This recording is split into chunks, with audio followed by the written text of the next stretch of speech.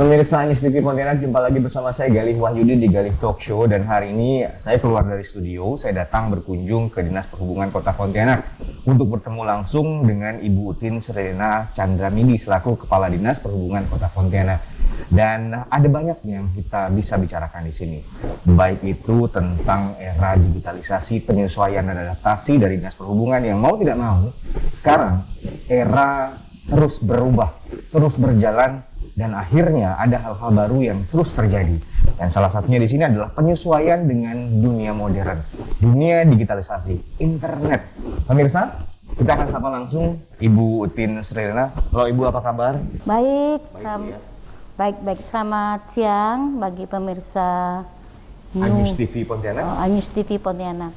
Oke, Ibu selaku Kepala Dinas Perhubungan Kota Pontianak, yang pertama yang ingin saya tanyakan dulu adalah secara singkat, apa sih sebenarnya tugas pokok dan fungsi dari Dinas Perhubungan ini? Baik, untuk tugas dan fungsi atau tupoksi kita bilang ya untuk Dinas Perhubungan adalah pelaksanaan pengkoordinasian khususnya di bidang urusan perhubungan. Nah, seperti kita 2 tahun ini, pertama adalah program kesekretariatan. Yang kedua adalah program pelaksanaan kegiatan angkutan atau transportasi di darat. Kemudian yang ketiga adalah pelaksanaan transportasi sungai dan penyeberangan. Itu adalah tugas atau tupoksi dari Dinas Perhubungan. Program Dinas Perhubungan. Itu yang diutamakan. Yang membuat tugas dan fungsinya berbeda dari kepolisian atau dari Polantas ini? Kalau kita hanya persiapan perlengkapan jalan. Nah, kalau tindakan sanksi tilang itu hanya diperuntukkan untuk kendaraan penumpang atau kendaraan barang, angkutan barang. Nah, kalau pribadi itu kewenangan dari Satlantas. Berarti Dinas Perhubungan juga berhak untuk memberikan sanksi kepada yang melanggar, tapi di batasan-batasan tertentu. Betul, kita mengacu kepada Undang-Undang 22 tahun 2009. Undang-Undang 22 tahun 2009 tentang lalu lintas angkutan jalan.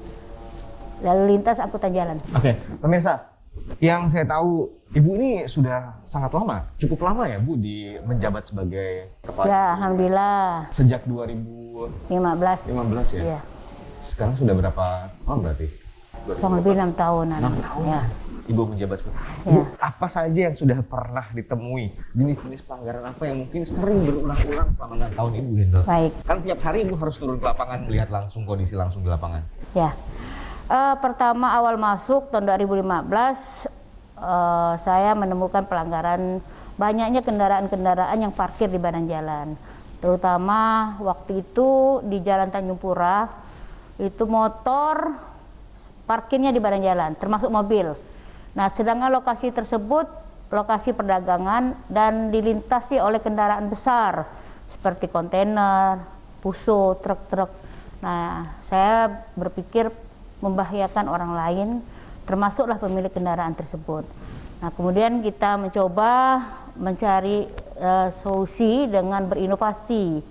Nah, inovasi yang kita tuangkan menggunakan IT, namanya Smart City, kota cerdas, yaitu kita memiliki inovasi BCL. BCL itu bukan bunga cinta lestari, tapi adalah bisnis cakep lalu lintas lancar. Bisnis cakep lalu lintas lancar. Oh, menarik juga ternyata ya. Alhamdulillah pada tahun 2017 kita masuk di tingkat nasional di top 40. Wow. Nah, kita lanjutkan untuk di tahun 2020 ini kita ada inovasi Matalena. Matalena itu adalah pemantauan lalu lintas dengan efektif, dinamis, dan akurat. Nah, ini berbeda dengan BCL. Kalau BCL skopnya hanya di persimpangan. BCL itu setiap traffic light itu kita pasang CCTV dan speaker untuk bisa langsung menegur. Nah, tahun 2016 kita yang pertama kali itu inovasi kita, baru diikuti oleh daerah Bandung dan sebagainya. Hanya promosi kita kurang waktu itu. Oke. Tapi itu program yang cukup efektif Bu ya? Ya. Viral dan akhirnya jadi pembicaraan di mana-mana. Ternyata ada CCTV bisa berbicara, menegur langsung pengguna jalan yang melanggar. Yang menariknya lagi di sini beberapa sanksi yang cukup dikeluhkan juga oleh mereka yang melanggar. Mereka salah, mereka melanggar, kemudian diberikan sanksi. Misalnya untuk mobil-mobil ya parkir di badan jalan sudah ditegur berkali-kali, kemudian kempeskan ban. Oh ya. Itu apakah sanksi yang memang harus dilakukan? Sebentar ya, kita mengulas kembali inovasi Matalena tadi. Nah, Matalena ini memiliki kelebihan di mana setiap mobil patroli itu ada kamera.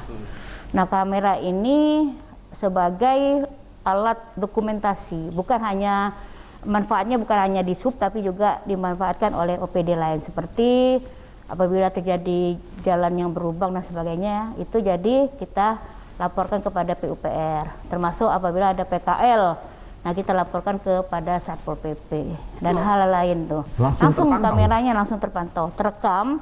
Nah, kita ambil rekaman baru kita sampaikan.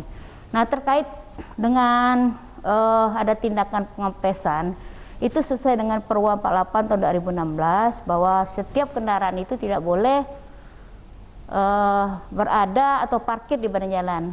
Nah, setelah kita melakukan sosialisasi selama kurang lebih 3 bulan, kemudian kita mulai laksanakan, dan kita sebelum melakukan pengempesan kita tetap pakai SOP. Kita panggil 3 kali, panggil lagi 3 kali, panggil lagi 3 kali, apabila tidak respon terpaksa kita kempeskan. Nah, bukti kita mengempeskan itu ada stiker, berarti itu Dinas Perhubungan. Kalau tidak ada stiker berarti bukan Dinas Perhubungan. Nah, jadi hati-hati ya. Oke, berarti ada penanda dari Dinas Perhubungan kalau misalnya itu terkena sanksi. Bu, ini kan pelanggaran yang sering terjadi dan terus terjadi biasanya. Ya, sekarang juga masih. Ya, sekarang ini sistemnya kucing-kucingan ya. Kucing-kucingan ya. Nah, tapi karena kawan-kawan ini sudah istilahnya tugas yang harus dilaksanakan, mau tidak mau, suka tidak suka ya harus ditertibkan. Kalaupun mereka tidak respon, biarpun mereka kucing-kucingan, petugas ini kan selalu mobile ya. Nah, kedapatannya tidak diresponnya kempes. Oke. Pemirsa, jadi mohon maaf lah ya, bukan kita istilahnya berbuat jalim, tapi aturan seperti itu. Dan alhamdulillah sudah mulai berkurang. Sudah tidak ada untuk lagi. Jalan Tanjung Pura udah ada marka kuning, itu kan nggak boleh parkir. Nah, alhamdulillah kan lancar. Tapi tiap hari terus dicek kan, Bu? Setiap hari selalu dilakukan patroli. Oke, pemirsa, tadi sudah disampaikan bagaimana peristiwa-peristiwa atau pelanggaran-pelanggaran yang kerap kali terjadi di jalanan, baik itu pelanggaran parkir di badan jalan, di fasilitas umum dan lain-lainnya. Kemudian yang menarik yang mesti kita ulas lagi nanti lebih dalam adalah soal Matalena. Disebutkan bahwa ini adalah sesuatu yang bisa dipantau langsung oleh bukan cuma hanya Dinas Perhubungan, tapi juga oleh dinas terkait lainnya. Akan kita tanya-tanya lagi nanti setelah yang berikut ini. Jangan kemana-mana, tetap di Galih Talk Show.